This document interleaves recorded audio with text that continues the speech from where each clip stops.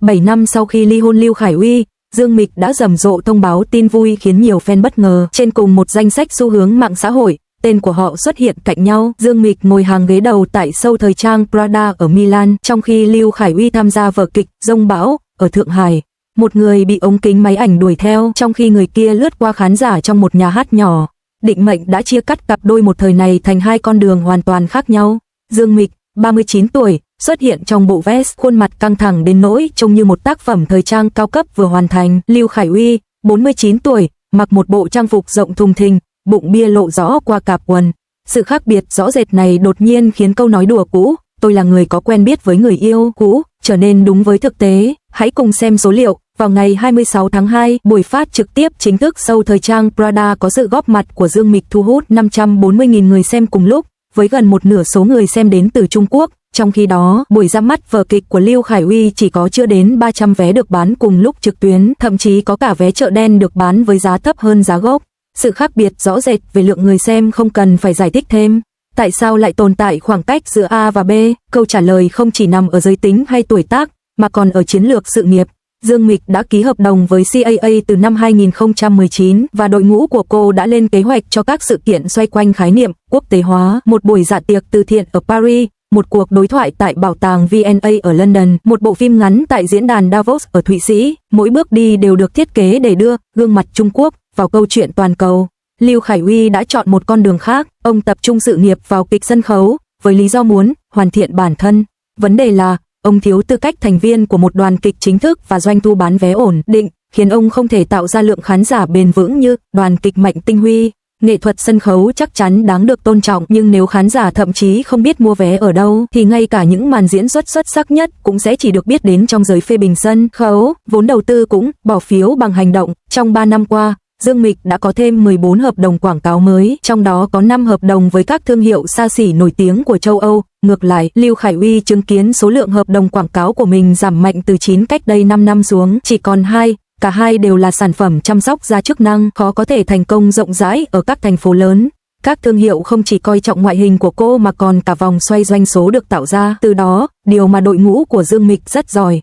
Sự lột xác là một điểm cộng khác cho Dương Mịch. Trước khi bộ phim Vạn vật phát triển được phát sóng, đánh giá của công chúng về cô chỉ giới hạn ở giới hạn của phim cổ trang. Sau khi bộ phim được phát sóng, giải thưởng nữ diễn viên xuất sắc nhất của CCTV đã trở thành lời khẳng định cuối cùng, và truyền thông quốc tế sẵn sàng sử dụng cụm từ nữ diễn viên hàng đầu Trung Quốc thay vì ngôi sao mạng. Chiếc cúp có thể chỉ là lớp mạ vàng, nhưng nó giúp khán giả bớt phải chờ đợi mọi người sẵn sàng cho người chiến thắng cơ hội thử sức và mắc sai lầm. Thị trường phim truyền hình thần tượng thành thị truyền thống của Lưu Khải Uy đang bị nuốt chửng bởi những gương mặt mới. Triệu Diễu Đình, Dương Dương và Củng Quân đều đã xuất hiện, thu hút sự chú ý khỏi thị trường vốn thuộc về thế hệ trung niên. Nếu anh ấy không chủ động cập nhật kho kịch bản của mình, anh ấy sẽ sớm biến mất khỏi các đề xuất của thuật toán. Công chúng thường cho rằng nhan sắc của Dương Mịch là nhờ chăm sóc bản thân tốt, nhưng yếu tố quan trọng thực sự là tinh thần làm việc của cô.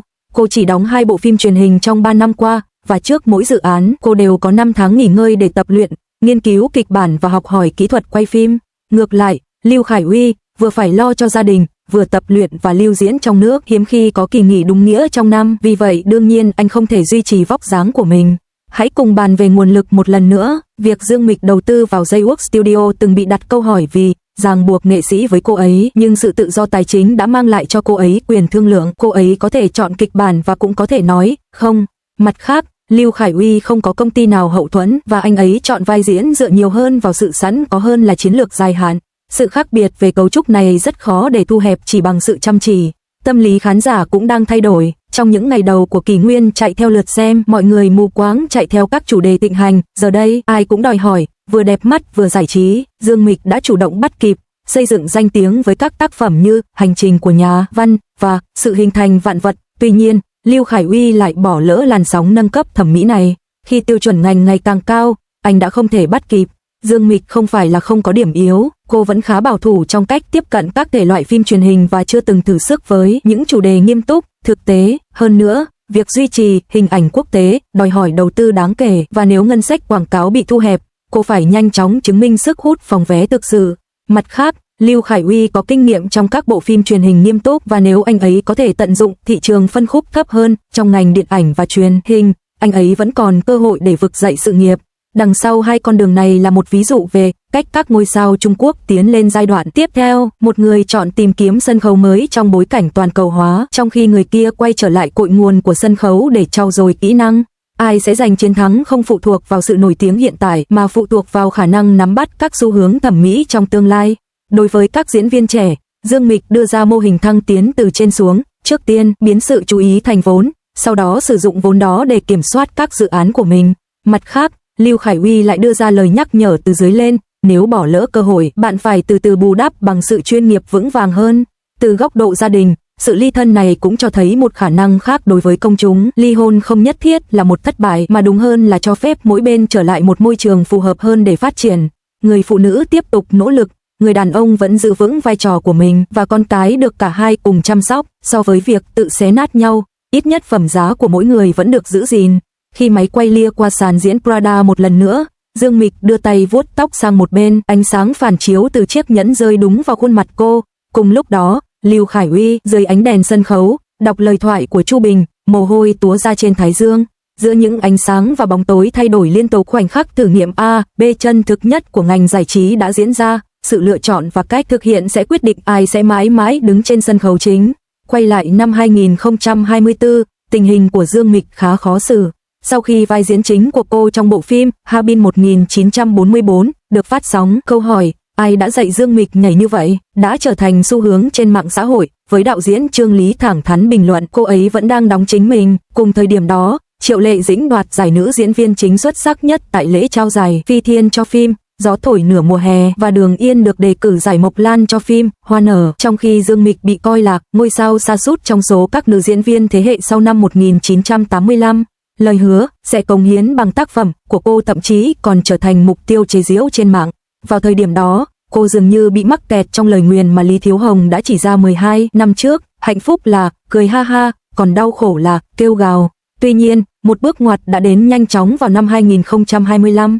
Đầu năm đó, cô đóng vai phụ là nữ tù nhân tử hình Vương Hưu trong phim Chang Doan Lên của Peter Chan. Trong cảnh hành quyết, cô đã tranh luận kịch liệt, cuối cùng làm lay động đạo diễn bằng ý chí sinh tồn, đấm vào bụng, tạo nên một cảnh quay ấn tượng. Nhân vật có phần luộm thuộm này đã khiến nhiều khán giả lần đầu tiên cảm nhận được Dương Mịch thực sự có vai trò, và cô thậm chí còn được dự đoán là ứng cử viên cho giải Kim Kê nữ diễn viên phụ xuất sắc nhất. Sau đó, trong Vải Thiều Trường An, vai diễn Trịnh Du Đình của cô thậm chí còn ít thời lượng xuất hiện trên màn ảnh hơn, nhưng cô đã đạt được danh tiếng huyền thoại chỉ với một cảnh khóc không lời thoại dài 20 giây. Những tầng cảm xúc của cô phong phú đến mức cư dân mạng đã hài hước bình luận phức tạp hơn cả một cây bắp cải. Nhưng bước ngoặt thực sự là bộ phim truyền hình mùa hè năm 2025, Vạn vật sinh ra, được công chiếu trên CCTV.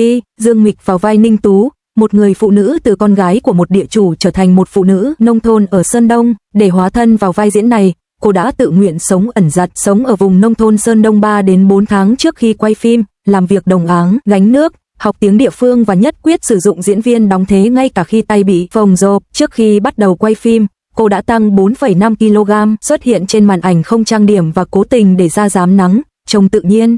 Trong phim, nụ cười rạng rỡ của cô khi cầm hộp diêm bố chồng mua và ánh mắt trống rỗng khi cha cô từ bỏ việc chuộc con gái để bảo vệ giấy tờ đất đai, cả hai đều gây sốc cho khán giả, khiến họ thốt lên, đây không giống Dương Mịch chút nào.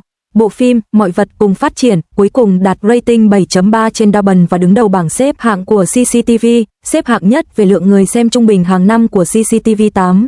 Nam diễn viên kỳ cựu Lâm Vĩnh Kiên, người đóng cùng cô, đã hết lời khen ngợi tại buổi họp báo, nói rằng lần này cô ấy thực sự đã dốc hết tâm huyết vào vai diễn, trong khi Tần Hải Lân nhận xét trong một buổi phát sóng trực tiếp rằng cô ấy vô cùng thông minh và đã bắt đầu nắm bắt được bản chất của diễn xuất.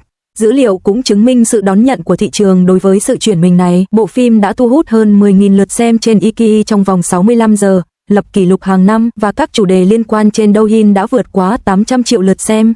Sự trở lại này dường như đã được báo trước. Nếu nhìn xa hơn, hành trình chuyển mình của Dương Mịch bắt đầu từ năm 2017.